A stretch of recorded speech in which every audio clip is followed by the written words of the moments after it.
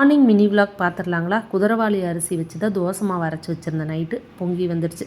தட்டு அடியில் வைக்க தலை தப்பிச்சுது. பையன் ஒரு வாரமாக மீல் மேக்கர் பிரியாணி கேட்டுட்டு இருந்தான். அதுதான் ரெடி பண்ணிகிட்டு இருந்தேன். எந்திரிச்சோன்னே மீல் மேக்கரை சுடுதண்ணியில் போட்டு புளிஞ்சு எடுத்து வச்சுட்டேன். குக்கரை அடுப்பில் வச்சுட்டு கொஞ்சமாக எண்ணெய் விட்டுட்டு நெய் சேர்த்துக்கோங்க. இதனோட ஹோல் ஸ்பைசஸ் சேர்த்துட்டு பெரிய வெங்காயம், தக்காளி, இஞ்சி பூண்டு பேஸ்ட், அதுக்கப்புறமா இதனோட தேவையான அளவு பிரியாணி தூள், தனி மிளகாய் தூள், மல்லித்தூள் சேர்த்துக்கோங்க.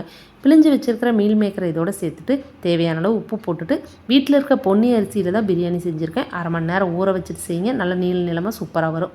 அரிசியை சேர்த்து தேவையான அளவு தண்ணி ஊற்றி குக்கர் மூடி போட்டு ஒரு 3 விசில் விட்டு எடுத்திங்கன்னா பிரியாணி ரெடி. அதுக்குள்ளே வெள்ளரிக்காய் ரைத்தாவும் செஞ்சுட்டேன். ஆனியன் போட்டால் பசங்களுக்கு பிடிக்காது, அதனால தான்.